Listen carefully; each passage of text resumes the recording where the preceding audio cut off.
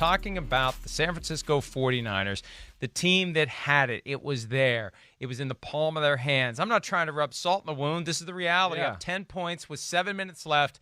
That play that was called the something wasp. Two-jet something wasp. something wasp. Right. I'm going to go with something wasp. something wasp was called, and it was that long throw by Patrick Mahomes to Tyreek Hill, and that was the moment where it didn't turn. It was that moment where it was like, interesting. Whoa, right. Right? Yes. It was like, hey, maybe this game isn't over. And then they get the touchdown, and then, that's when it really started to accelerate. Right.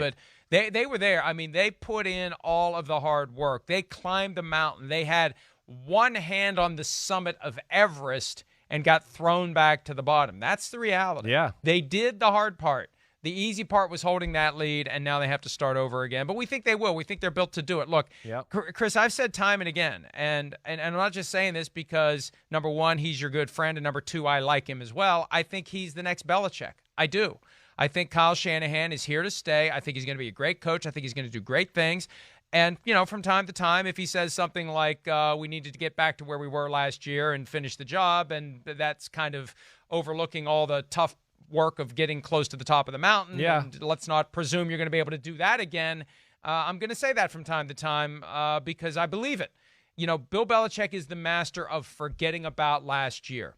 Good, bad, otherwise, forget about last year. Sure. It does not matter, and move on to next year. And if they can do that, they can be right back there near the top of the mountain when February rolls around. Yeah, no doubt about it. And, again, I mean, listen, you know me. I agree with everything you just said there, basically, other than like, hey, Kyle's not going to be exactly like Bill Belichick, but when he does make those comments that, you like you say, you kind of perk up and you go, whoa, I can't believe a head coach said that.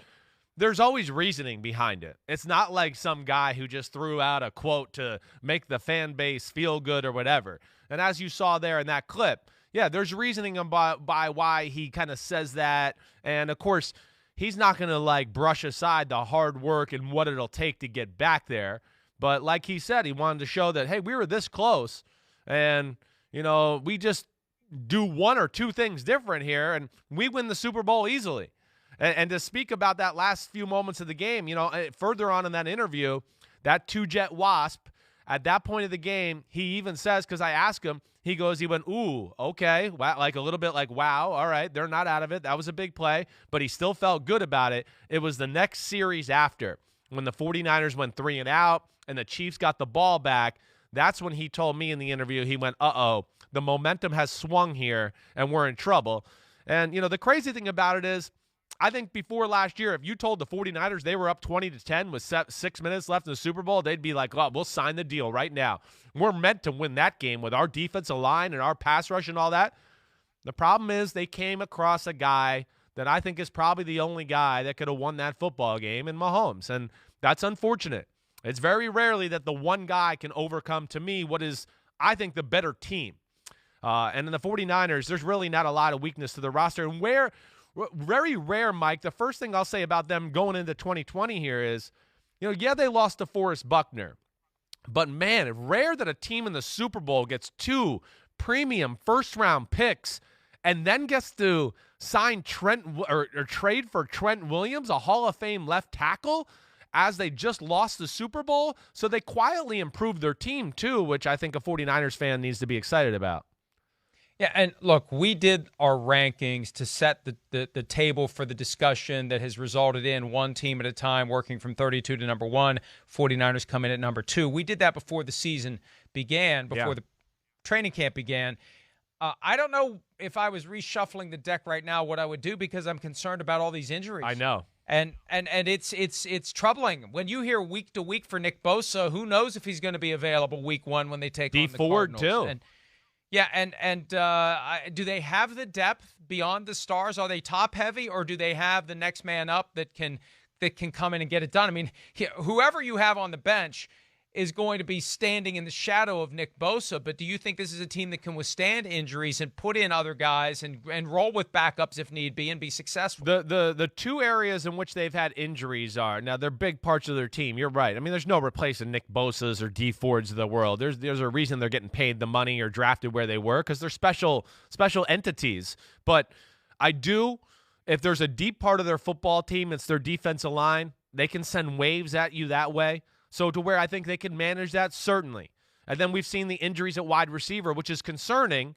And I would be concerned with most people or most teams, but not as much with Shanahan, first off, because I do think he's a genius as far as getting wide receivers open. I mean, his ability to scheme and do those type of things, and I still think there's enough there at the position to make it happen. But they're teetering on a line, you're right, of, man, another injury or two, and holy cow, you know, they could be drastically different looking team here week one. And, you know, I think it goes back a little bit to you, Mike, where you've always been spot on about it. I know we've talked about this. You know, Lynch and Shanahan have done a great job of accumulating psychos. And I mean that within football psychos. Like guys that, hey, it's a walkthrough, and you got to tell them, like, hey, settle down. It's a walkthrough. Stop flying around. Hey, yeah, we're hitting a little in practice. Don't knock his head off. Don't drag him to the ground. They got those type of guys. And I think that's led to maybe probably some more intensity in practice and maybe a few injuries too. Yeah, I've used the term roughnecks instead of psychos, but it dawned on me last year that this is a team that doesn't need to practice tackling to the ground. They don't need to have intense sessions where they beat the crap out of each other, because you just flip the switch on George Kittle. You flip the switch on Nick Bosa. You flip the switch on these guys, and they're going to go punch you in the mouth whenever they get the chance to do it in a controlled way. But I think that's one of the reasons why they've been so good, and I think that's what John Lynch has brought to balance out Kyle Shanahan. Kyle is very good at finding the players that fit his offensive scheme, and I think John Lynch is very good at identifying the guys that remind him of the guys he played with in Tampa. Fair. Sure. And that's a hell of an experience to bring to the table if you're a general manager of a football team working with a head coach who is a mastermind when it comes to offense.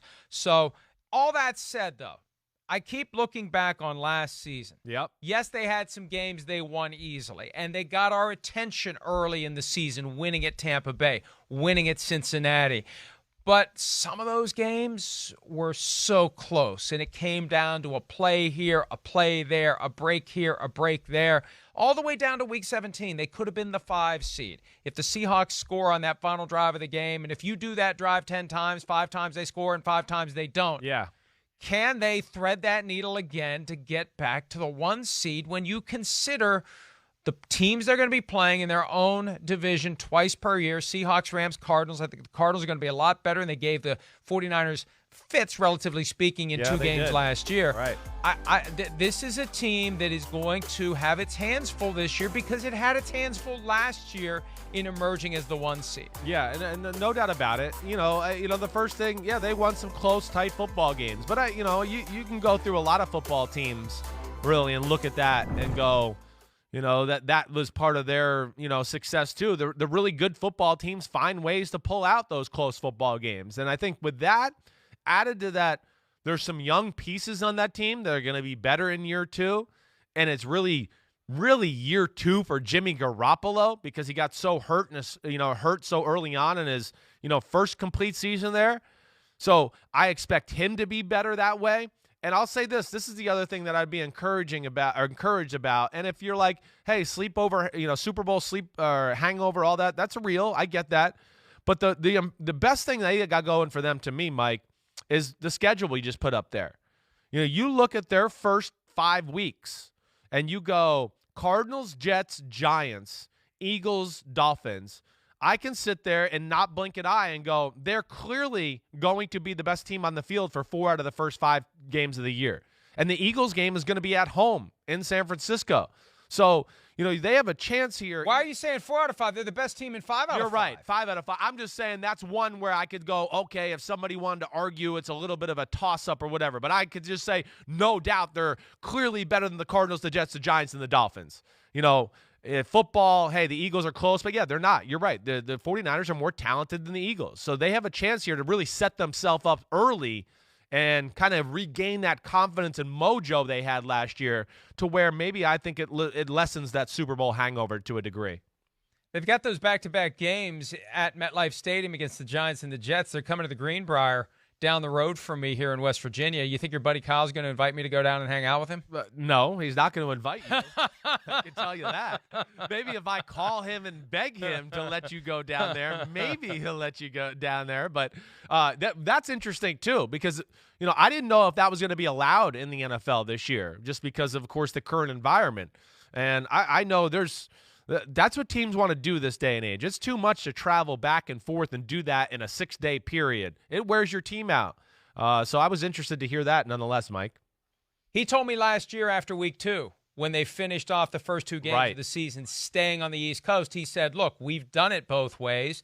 Guys are dead if we go back and forth and back and forth. He said today, before they started that game against the Bengals that they won handily, they were bouncing off the walls. Yeah. So it's smart. It's a sacrifice, especially in a pandemic. It's a sacrifice to be away from the family. It's a sacrifice to be away from home. It's a calculated risk. They'll set up a mini bubble at the Greenbrier and do their best to keep everyone COVID-free.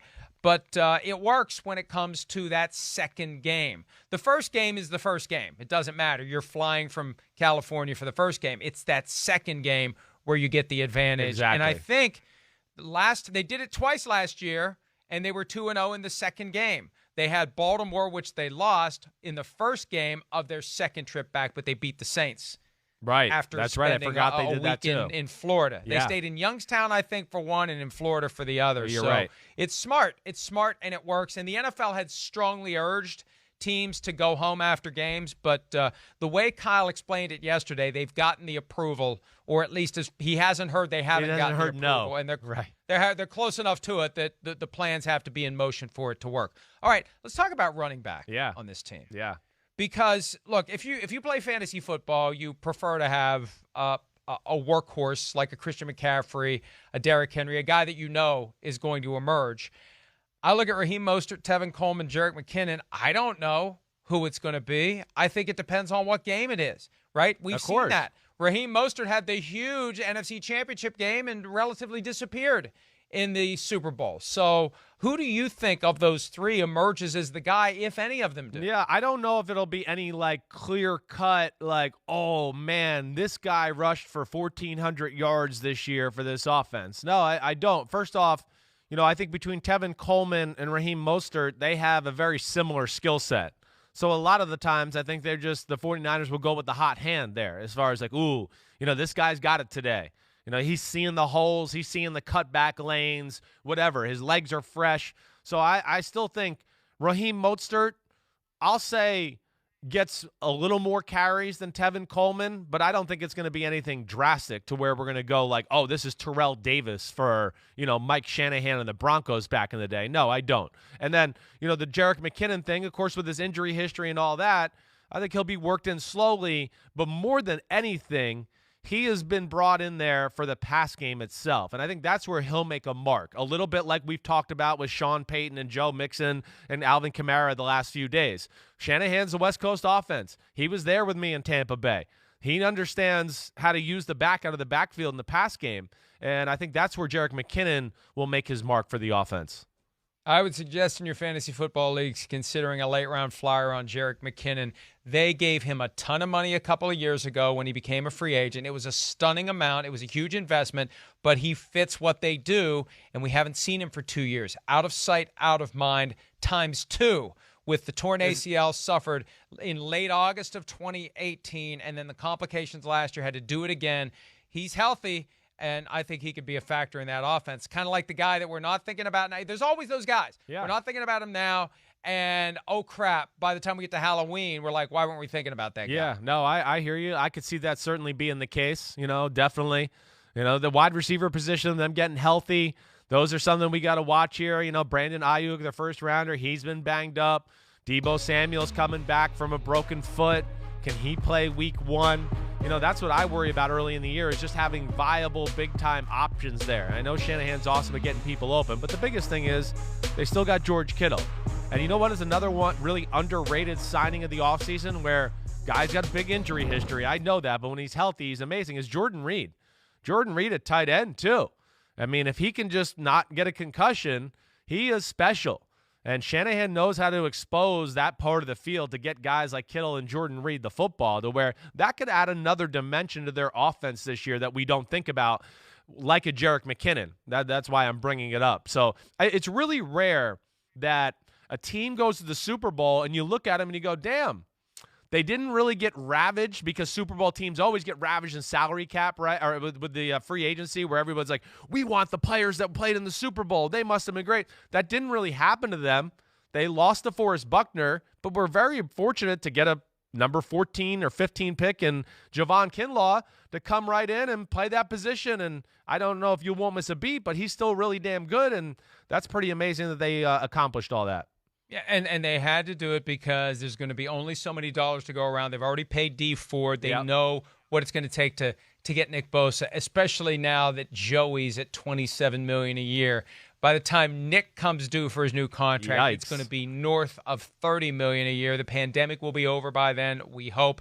The coffers will be restored and replenished, and the 49ers are going to have to pay him big money. And I think they got ahead of that, knowing that if you pay Buckner, how are you ever going to be able to pay Bosa? Bosa's the guy that they need to make the centerpiece of the defense. Let's talk about the centerpiece of the offense before we go best case, worst case. Jimmy Garoppolo. Earlier this week, we drafted potential first-time MVPs, and I went with Jimmy G because if it all works well and they end up with the 1 seed and he plays well and he responds well to the threat that he had to deal with back in March when Kyle Shanahan was flirting with Tom Brady, you could blossom into, you could grow into an MVP. What do they need him to do this year? Just nuts and bolts. What does he need to do? Because we saw what happened in the playoffs. He freaked out Kyle Shanahan when he threw what could have been his 3rd interception, although Eric Kendricks didn't make the play on the ball to pick it off. They went to run the ball, and then they stayed with run the ball the next week. He was Bob Greasy in the NFC Championship game. What do we need to see from Jimmy G this year? Well, I think, you kind of just hit it. Like, that's the first thing. Just like bonehead moments. Okay, that would be the first thing. And that was a little bit of a theme throughout the playoffs where, it wasn't sure if we could trust Jimmy Garoppolo and, to make the right decision, not throw into a crowd.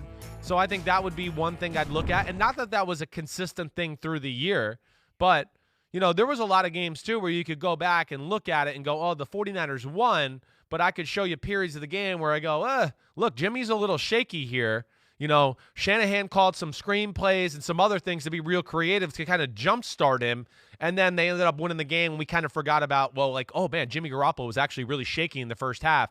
But the second half ended up so smooth, it kind of erased our memory of that. So I would just say consistency.